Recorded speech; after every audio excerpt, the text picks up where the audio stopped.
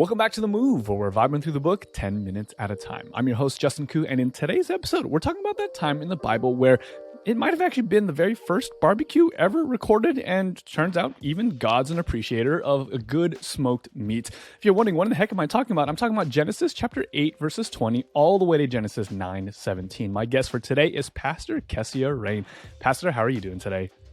Oh, I'm doing great. It's frigid, just the way I like it this time of year, so feeling happy. Yes, I don't know what the weather is wherever you are and whenever you are watching this, but for us, it's a couple days after Christmas, which for you is the third day of Christmas. That's right, yeah. Yeah, I'm egging people on. I like to wait to celebrate Christmas until Christmas Day, and then I keep it going for all 12 days. Hey, there you go. There you go. Sounds like a fun family tradition. I know that this isn't the most important part of the text, but it did stand out to me as I was reading about it, the whole kind of like barbecue idea. I think that this is the first time in scripture that we're recorded like an explicit permission for us to eat meat. We talked way back when in our, I think it was our second episode, where we talked about having sex and being vegan was kind of the original plan. Now we're seeing that things are changing, and I guess this makes sense, right? The whole earth has just been destroyed by a flood, and I'm going to guess that vegetables are going to be a little bit harder to find post-flood. Yeah, it took days. Earlier in chapter 8, you'll see how long it took just for some plants to show up. Mm-hmm. So yes, definitely that was a thing. And what we do find, though, is there are lots of firsts in this passage. There's a first burnt offering, where this is the first time where it's recorded that there's an altar. Oh. There's never been an altar in Scripture before, so this first of those. And there's smoke that arises, and this is like pleasing to God, so this is a first also. And then God gives this permission where he says, every moving thing that lives shall be food for you, just as I give you the green plants, I give you everything. But he does give a caveat. Right. So where do we want to start off? I guess maybe this isn't inconsequential to the text, because it seems to be front and center with the whole thing. The idea of eating meat, the idea of the burnt offering. I was making light of it, calling it a barbecue, but I don't know. I guess this isn't terribly far off from the truth.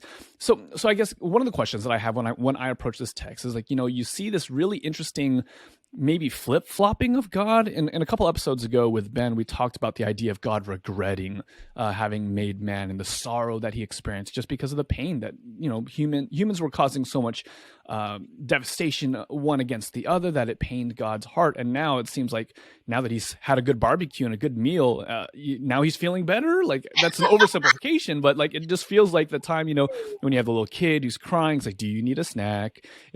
Or do you need a nap? Is that kind of what's going on? And obviously I'm downplaying this, but it does stand out to me that after God smells the sacrifice, he's like, okay, cool, I feel better now. Never gonna have to do that again. Yeah. Was God hangry? Was that Exactly. the real problem? Yeah. What is interesting here is that this is a whole recreation account, actually. Mm-hmm. So you remember, like way back, first chapter, the Bible says that the earth was formless and void. It was chaotic and empty. Right. It was like it was a mess, basically, like total mess. And then God creates, and he makes light, and he separates things. So he organizes the world, and then he fills the world with good things. Well, then the flood is more chaos and destruction. And so there's a whole rationale given for why that happens. But then on the other side of it, God is recreating. He's establishing a new creation. And so as part of that, you see all sorts of things that are coming, that are being repeated. So the promise to be, or the command to be fruitful and multiply and fill the earth, the reiteration that humans are made in God's image, God making a promise, and all this kind of thing. So why was God so happy after the sacrifice and reestablishing creation? Was it because he finally got the snack he needed? He's like, if you guys would have just done the barbecue earlier, we would have avoided all this mess. Yeah. A year ago, we wouldn't have needed to do this flood. But it was, here is this whole destruction, and out comes this man Noah and all that has been preserved because of Noah's obedience. And Noah makes this sacrifice of thanks to the Lord. And finally, after all the heartache of grief after grief and violence on violence on violence, and the pain of having to destroy creation and all flesh had the breath of life in it, there is finally the earth is at peace again. And Noah's name means rest or relief. Oh, okay. I didn't know that. Yeah, and so there's a whole bunch of puns all through the story that seems to even echo the creation account of God resting as well. You got that right there, Justin. Absolutely. Patting myself on the back right now. Yeah, pat yourself on the back. You earned that one. Absolutely. And so, like, finally the earth is at rest. And here comes this righteous man whose name means rest or relief. And the first thing that happens when they come out of the ark is, God, thank you for your preservation. Thank you for your work of righteousness. Thank you for preserving the earth from human violence in this way. Thank you for making a new start. And I think that's what pleases God's heart, is there's been an elimination, a rest from the violence. And now his eyes and his heart get to behold a righteous person acting in gratitude. When I think about saying thanks, burning an animal is not usually the thing that comes to my mind. Like, if like, I don't know. It just seems bizarre, especially given the fact that like, there's very little context for this ahead. I mean, maybe Abel gave kind of an animal. He offered animals. I don't know if that was a burnt offering or whatever. Is there any background to why this might have been the practice? That why this would have made sense to Noah in his context that we're not aware of in the text? There are only a few hints of animal sacrifice that come before. The first one is when God clothes Eve and Adam as they're leaving the Garden of Eden. He clothes them with animal skins. So the first death that happens as a result of their sin covers them. And it really is, you see this pointing to the sacrifice that covers us.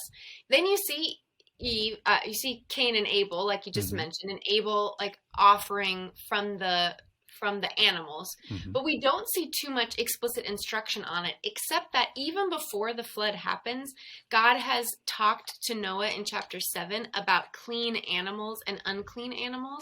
Right. And that plays a part later in making the sacrifice. So I know for you, probably on Valentine's Day, you don't really want Emily bringing you like, I don't know, a smoked pigeon, like set a bird on fire, and you're like, oh, now I feel appreciated. Yes, this was what I was looking for all year. This is what I was looking for. And in a sense, it kind of, think of how it would make sense in terms of what that person is giving up. Like what they're giving up, some of their livelihood or some of what is the best to them. Some of what, they don't have credit cards in Noah's day. There's no one swiping an ATM. Yeah, there's no Lululemon or Apple or whatever. Like, I mean, after the flood, they can't go out to the local market and purchase a gift. Yeah, this is what they had. And it was so, imagine how precious it would have been, knowing how limited a commodity it was. And God has already, God will explain here in chapter 9 how important that life is. God does not take even animal life lightly. And he makes that clear in chapter 9, verse 4, don't eat the flesh with the blood in it, because that's the life of the animal. So God even cares about the life of animals. So that is precious to him, even in the sacrifice. Yeah. On that note, that, animals are an important part. I was also noting later in our passage for today, it talks about how the covenant is not just given to Noah and his family, but like literally he makes a covenant with the animals that are survivors of this ark experience as well. Yeah, I'm so glad you mentioned that, because we usually leave them out of it. We see the rainbow, and when we teach it to kids, we're like, what's the rainbow a sign of? It's a sign of God's love, and it is, but it's a sign of God's love. He makes it explicitly a covenant, a promise to Noah, to Noah's sons, to all of their descendants, to all the creatures of the earth, and to the earth itself in verse 13, a sign of the covenant between me and the earth. And that is so, I think, powerful, because we will sometimes become so human-centric that we forget that the earth plays a whole part in the story of redemption. God really cares about this planet. He made it, and he cares so much about it. He wants to preserve it. And so he makes this promise to, everything, all of creation. Yeah. And he pledges himself to it unconditionally, no strings attached. It stood out to me because I know that I've actually utilized parts of Genesis to kind of downplay the importance of stewardship over the earth and animals. Like I've held the opinion like, oh, recycling, whatever, who cares? Like it's all gonna burn anyways. Like this idea that the earth's gonna be destroyed and remade new or whatever the case is at the second coming.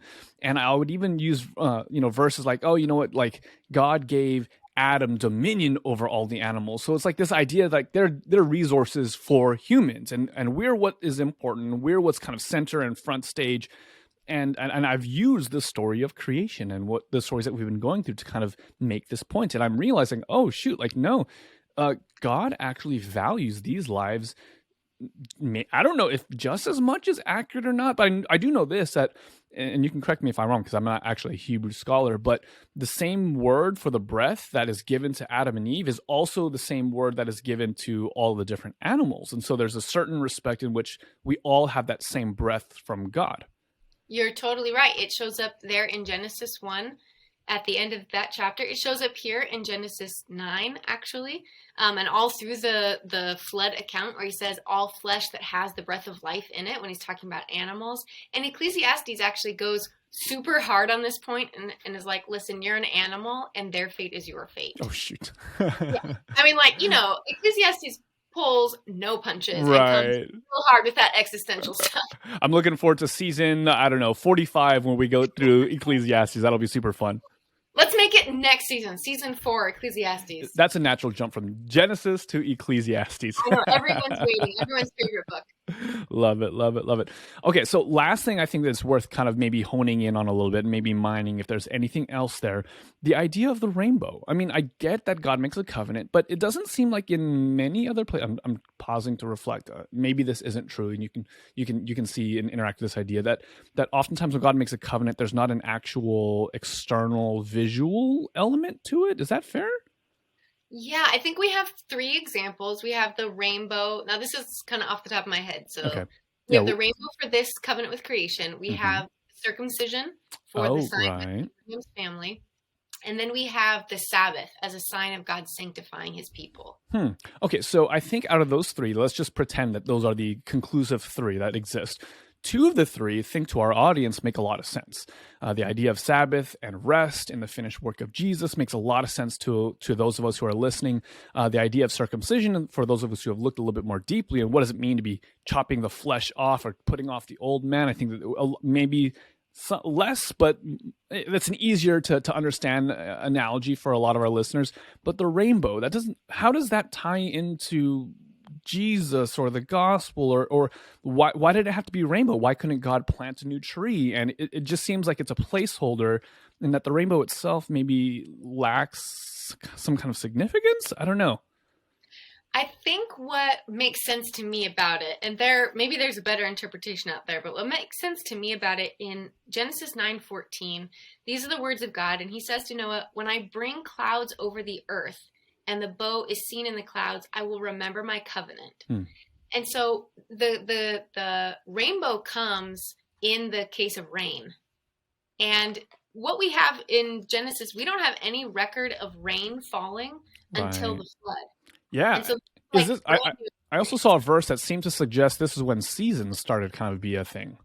It does kind of seem, like maybe the atmosphere, the whole thing is changed now. Right, verse 22, seedtime, harvest, cold, heat, summer, winter, day and night. Right. And so imagine if you're just living life and all of a sudden something catastrophic happens and that's rain. And when it rains, again, it rains 40 days, 40 nights. There's no such thing as the Portland sprinkle or the Seattle mist or whatever, any of that. Okay. Exactly, right? It's catastrophic. And so it would be pretty comforting next time you see rain to see the sign oh, wait, but God promised this one is not destroying the earth. Okay. So I don't need to go running for the hills on this kind of rain. Okay, got it. Yeah, and maybe for us now, you're in the Pacific Northwest. I lived in the Pacific Northwest a long time, but anyone who's ever experienced life long enough knows that rain is not typically very dangerous to us. So maybe that's worn off, but I think at least in a metaphorical sense, you can see it kind of makes sense. You want to see a promise when things are a little gloomy, when it's not all sunshine. Give me a little rainbow. Love it. Okay. That makes sense to me. I get it. Awesome. I love, by the way, that we can throw out these questions. Sometimes when I tee up these questions, I'm like, I really wonder what you're gonna say. Like, is there so? And all the cards on the table, I don't know is always a sufficient answer. Like if that's the true answer, hey, that's okay. We're okay with that. We're not afraid of I don't knows, and God will teach us later kind of things. But I appreciate that that you've spent some time thinking about this and you got some insight to share with us. Well, it just happened as I was reading this text. If you'd asked me before I reread it, I'd probably been like, let's go back to the Bible. But that's actually something I love about the Bible is that there's so much space for I don't know, because it's not a book that was meant to be totally grasped, comprehended, and mastered in one single reading. It invites us back again and again. So there's lots always that I'm like, There you go. Awesome. Well, that's what we do here on The Move. We're excited to be able to ask questions, to pause for reflection, and maybe sometimes we get to learn something in the process too. So thank you so much, Kessia Rain, for the conversation again today. Looking forward to our next episode. Me too. Thanks, Justin. Hey guys, for today's plug, we actually wanted to give you, the audience, the shout outs. Yeah, there's a lot of cool things that are happening, and at the end of every episode, we're going to be pointing to some of the cool things that are happening, but one of the coolest things is actually you guys, the audience. There are a handful of you guys who are rallying together, supporting the show, and we wanted to give a special shout out to Pastor Puya. If you know Pastor Puya, he is a fantastic pastor on I don't know which church, but somewhere in Hawaii, which is, I'm sure, is a fantastic thing, and he's been a supporter of both The Move and some of the other shows that we've created over the last handful of years. And so we just want to say a huge thank you. Wherever you're coming from, whether you're a pastor, you're a lay person, whether you're following every single episode or you only catch the one-offs here and there, your engagement, your supports, your prayers, your just encouragement means so much to us. And so we just want to say a huge shout out and a huge thank you to all of you guys who are supporting us. If you would like to be able to be a part of this group and maybe even hear your name on a future episode of The Move, you can do so by pledging over at patreon.com/jku and support for even as little as $1 a month. That's patreon.com/jku.